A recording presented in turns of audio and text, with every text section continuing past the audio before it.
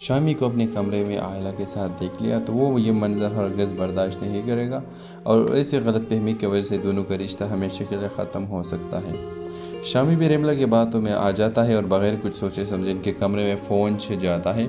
अगरचे इसका इरादा सिर्फ आयला से बात करने का होता है, मगर हालात अचानक इसके ख़िलाफ़ हो जाते हैं। जैसे ही वो आयला के करीब जाने की कोशिश करता है, आयला उसे फ़ौरन कमरे से निकल जाने का कहती है और इसकी किसी भी बात पर आमदन नहीं होती। इस दौरान साकिब और ऊन वहाँ पहुँच जाते हैं। शामी के कमरे में देखते ही साकिब का गुस्सा 7वें आसमान पर पहुँच जाता है। वो शामी को ज़ोरदार थप्पड़ मारता है और सख्त लहजे में पूछता है कि आखिर इसकी हिम्मत कैसे हुई यहाँ आने की। अपनी जान बचाने के लिए शामी फ़ौरन सारा इल्ज़ाम आयला पर डाल देता है।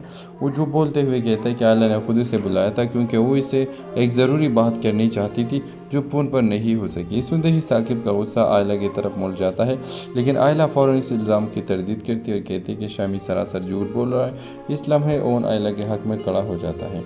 वो साकिब को समझाता है कि शामी पहले भी कई बार झूठ बोल चुका है, इसलिए इसकी बात पर आंखें बंद करके यकीन करना दुरुस्त नहीं। वो याद दिलाता है कि शामी ने हमेशा अपनी माँ के साथ दिया है, सच का नहीं। उनकी बात सुनकर साकिब का गुस्सा कुछ कम हो जाता है और वो आयला को मज़ीद कुछ नहीं कहता, मगर ये वाक़या आयला के दिल पर गहरा असर छोड़ जाता है।